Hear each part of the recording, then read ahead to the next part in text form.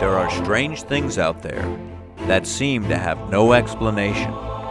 Sometimes they're conjured up by the darkest corners of our subconscious. But on occasion, they dwell beyond the confines of our imagination. They may come from another realm, out of the sky, or from beyond the grave.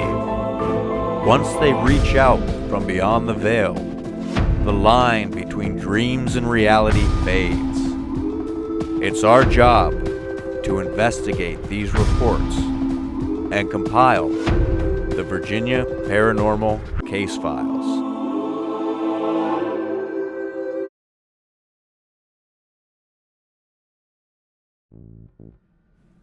People are often puzzled when they find their newly built home to be haunted by a spirit from another time period. It's not necessarily due to a death in their house or even on their land, but often a result of life that was once lived in a former structure that long since has met its demise.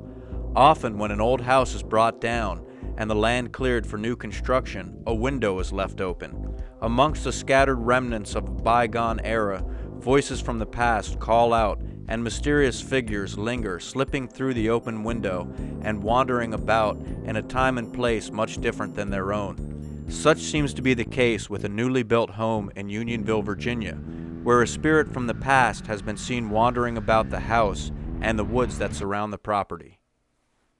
Well, it's interesting. New home for us, and we bought it in 2017. We're also foster parents, and in the first year we were here, we had 6 different foster children ask us who the young lady in the woods was, and we were like, what? What are you talking about? So they kind of described her to us, and the way the children, they're obviously not in the house at the same time, but to have these children each say that they saw the same individual running around in the woods. She's actually been in our house in period clothing, like the gray frock with the frilly collar and the long hair. First, it was kind of, you would catch her out of your peripheral vision, but there have been some encounters dead on with her. So we don't feel that she's a bad presence. I mean, we've tried to speak to her and basically we told her, hey, if this was formerly your home, you're fine. We don't mess with you, you don't mess with us, you can come and go as you please. So it's been quite interesting. I mean, she has gotten a lot more friendly where, to the right of me here is a hallway. I've actually seen her kind of lean and peek through the hall and then disappear. To the left of the house is the bedroom. I hooked a corner and actually watched her walk through a wall. And as I was talking earlier, I actually had a face-to-face encounter with her, not paying attention, and we ran into each other, but kind of we made eye contact. And when we did, she kind of just disappeared. No, like they do on the TV movies, like the haze of smoke and sparks, it was just like a slow dissipation and she just disappeared. So it's been interesting, that we have, I guess, this entity or a little girl here. I mean, it doesn't bother us. Most people it probably would, but we've been pretty cool with it.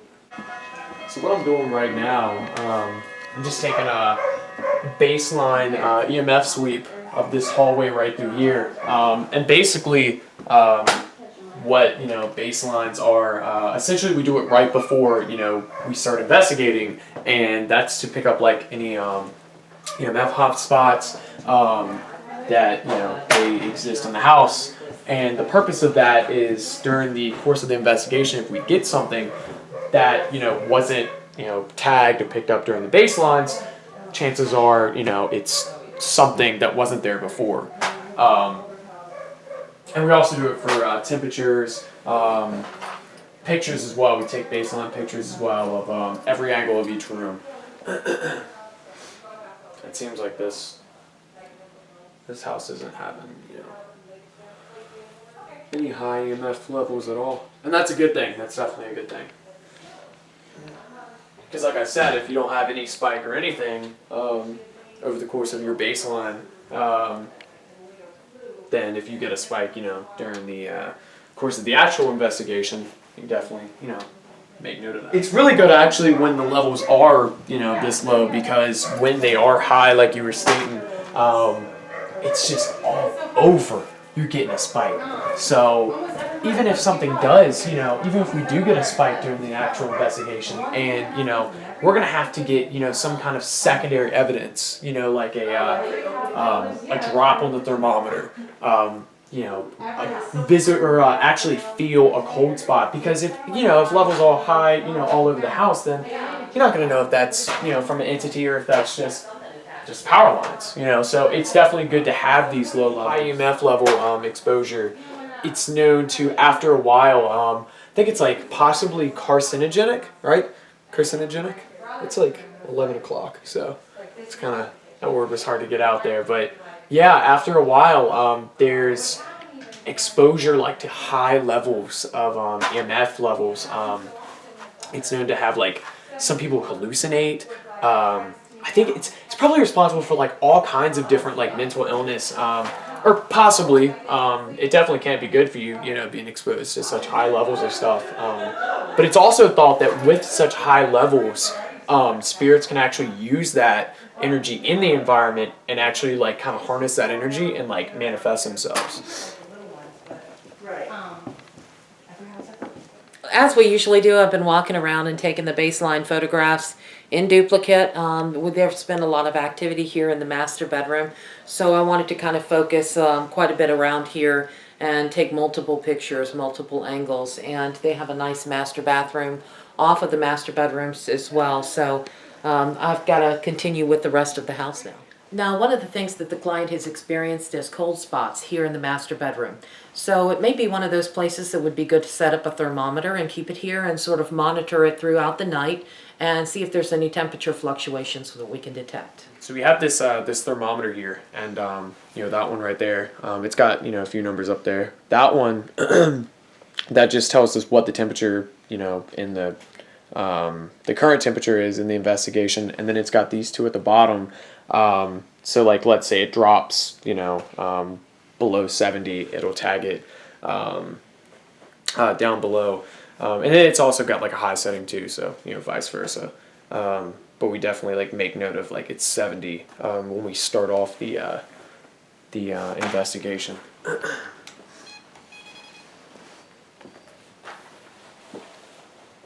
Okay, so we have the digital voice recorder.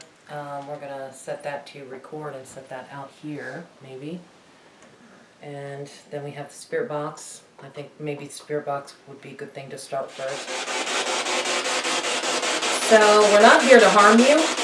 We simply want to communicate. If there's anyone here, can you please come forward, come in here and talk to us. My name is Linda. I'm David. Can you try to tell us your name?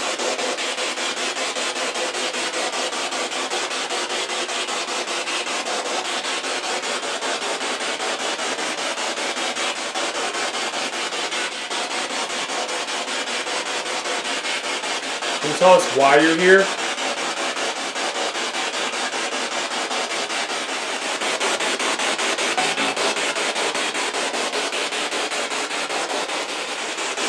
There's some very quiet voices coming through. Yeah, I'm listening to music. We're probably not going to get that much because we're kind of like Far out here. Yeah. I know this box kind of makes a lot of noise, but it's not going to hurt you. We just want to find out who you are. Can you come and say hi and talk to us?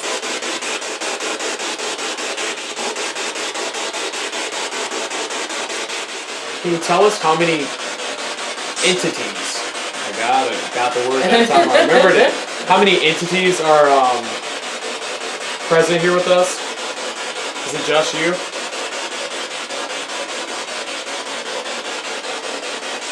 I always forget that word. So another thing that we might want to try is putting out the fidget spinner. It's one of those things that it's really annoying when your kids have one in their hands, but in this situation with a child, this may be one of those tools that we could use. Set it out somewhere and kind of draw a line around the outside of it, like we often do, just to mark the positioning of it, and sort of leave it there for the evening. And that way we can see if it moves throughout the evening. And we might even take a moment to kind of demonstrate how it works. So maybe that could be something that we could monitor, keep an eye on throughout the night. The team decided to conduct a rolling spirit box session. This is a method of activating the spirit box and walking about the location to see if there's any audible responses.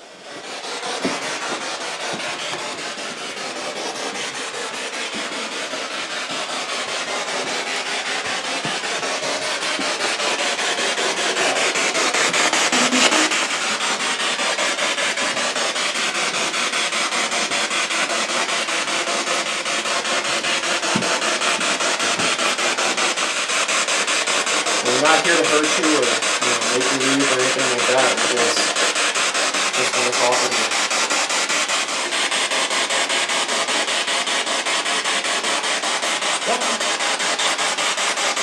Kind of like guys voice. That's what It did. So, standing where I'm standing, we want to find out where your house was. Was your house out in front of me? Or left of me? Or to the right of me? Or behind me? Where was your house? So we set out the fidget spinner, and we have one of these little appendages, for the lack of a better term, pointing at the candle over there. So, that we can keep track of which way that it's turned. And if it gets spun during the course of the investigation, unless it just so happens that one of the other ones ends up perfectly pointed at the candle, then we'll definitely know that something has messed with it. So as you can see, they have family photos on a wall back here. And it seems that whenever she's around, this little spirit girl will tilt the pictures. And they just had to come back through and straighten them again. When we arrived here, they were all straight. We looked at the wall, all of them looked like they were fairly straight. But as we were walking around in the woods and came back into the house, then all of a sudden they're all tilted again. And the cat was out of its door, somehow, through a locked door.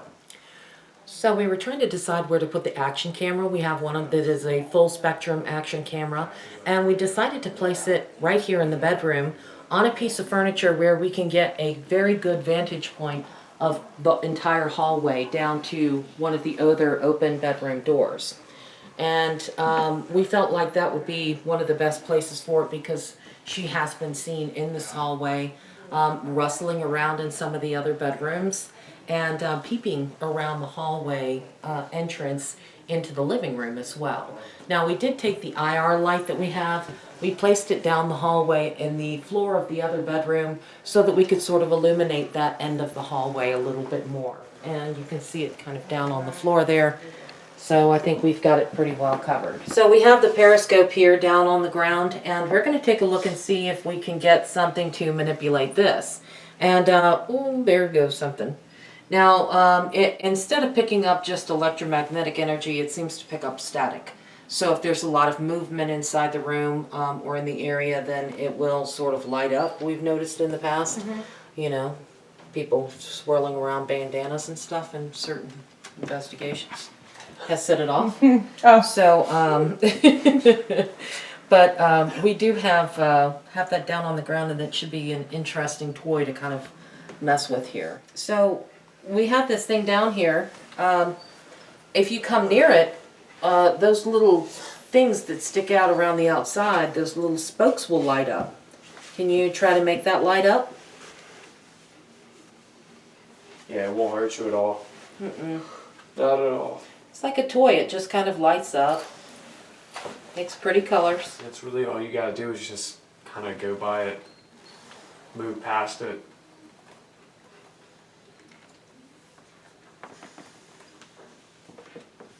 And that's just something, another tool that lets us know you're here. You don't want to try touching that and making it light up?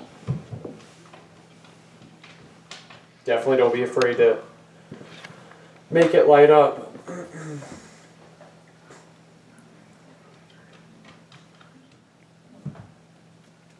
Okay, I'm gonna take this little box, the same black box you saw before with the red light on it. And I'm gonna set that down kind of next to it. So if you want to speak to us, you can speak and we might be able to hear your voice on that box. Why don't you try telling us what your favorite game was? What game do you like to play? Yeah, what'd you like to do for fun?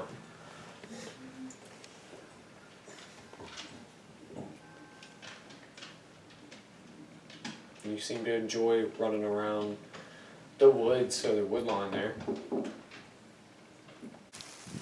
So out to the back of the house, along the back of the property, there's a barbed wire fence. And this spirit of this little girl has been seen running along that barbed wire fence every so often, and also emerging from the woods that are just in front of the barbed wire fence. So we're going to go out here and maybe do a spirit box session and an EVP session and see if we can get anything. All right, so we have the spirit box out. We're going to run the spirit box for a little while we walk down this path and see if we can get any good response.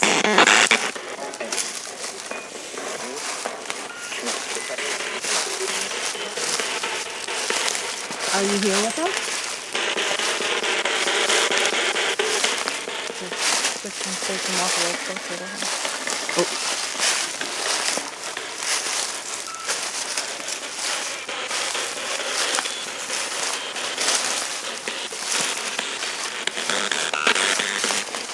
What is your last name?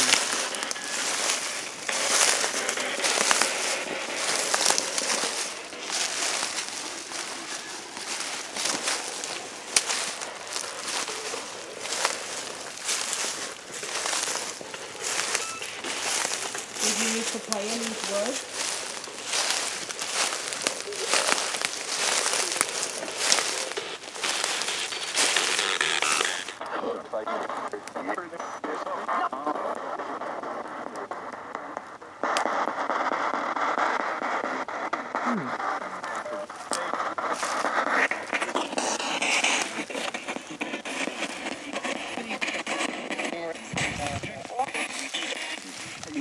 What did you like to do in these woods? Did you play?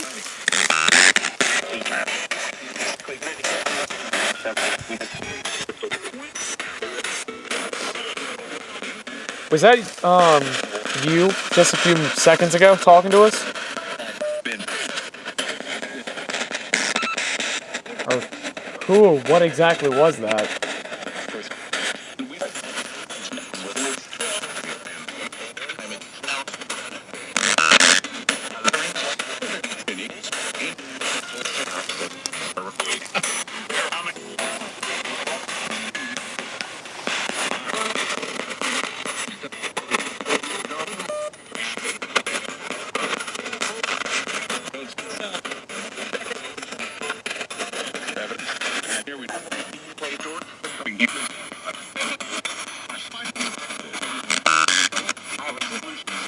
Where is the house that you used to live in?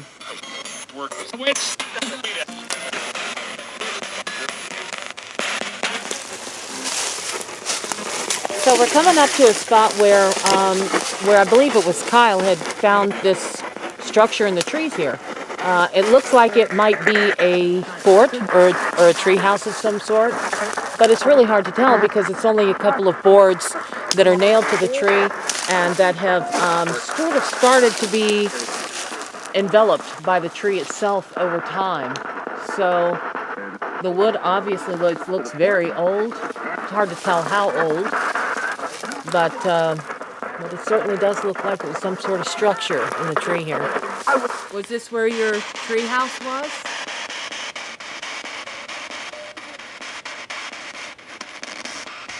Or maybe it was your brother's tree house? Did you used to come out here to play or to hide?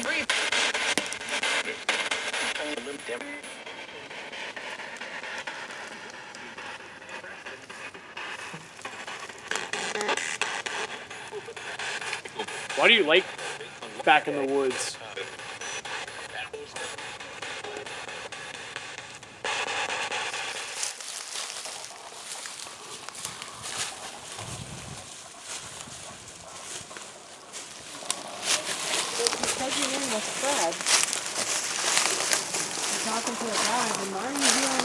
ready.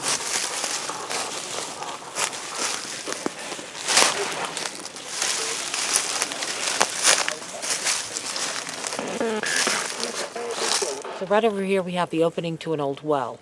And when the homeowners moved in here, they of course had it covered over because they have kids in and out of the house, and they were a little bit worried about the safety factor. So they've covered it up, but there's also what looks like chunks of concrete that looks like some sort of concrete pad, like perhaps there was a spring house or something else out here as well right next to it. So we're gonna do a little investigating here and see if we can pick up anything. So is there anybody here with us right now? If there is, can you try speaking into this little black box?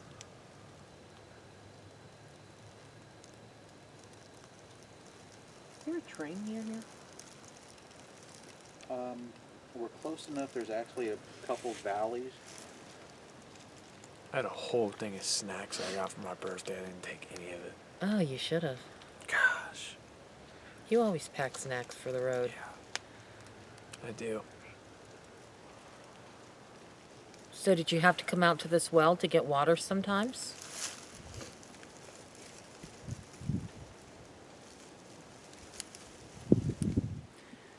There was another little building right beside the well. What was that little building used for? I'm guessing it wasn't the outhouse.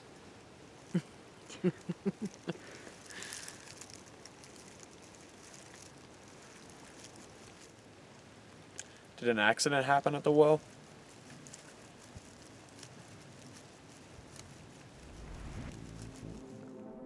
After walking through the woods amongst the scattered remnants of the old homestead, it was time for the team to go back and conduct an evidence review. During the investigation, and the first location that we investigated at was the bedroom, we actually had quite a few interesting things that came through the spirit box. Now, the first one was a voice that sounded like a female, and it sounded like she said, "I'm looking for it," or "I'm looking for them." And just a moment later, she comes through even more clearly and says, "My people." So there were a couple of other interesting responses through the spirit box. And like usual, we usually ask, what is your name? Tell us your name. What's your last name? Hoping to get the same response maybe a multitude of times. And this was one of those occasions where we heard something. It wasn't extremely clear, but to us it sounded like it said Justin or Dunstan or Dustin. Now, at another time, during the rolling spirit box session outside, we again asked the same question. Can you tell us your name? And one thing that came through sounded like it said either Cleaver or Deaver or something along those lines, which we assumed was a last name, of course. But then, a few minutes later, we asked the same question, tell us your name, and then you hear, "I'm Ben Cleaver." And again, like I say, the last name wasn't extremely distinguishable, but it did sound like Cleaver. So there were a couple of other things that were actually quite interesting during the investigation. Again, in the bedroom, not coming through the spirit box, there was a question that was asked, "Are you looking for something?" And this was a question that I believe that Kyle, one of our investigators, had asked. And then all of a sudden, she and I both had this overwhelming sensation of being dizzy or lightheaded, which we thought was sort of interesting because it didn't occur at any other time throughout the investigation. According to the residents, the spirit of the little girl never seemed malevolent. The fate that brought her to linger about the property remains a mystery.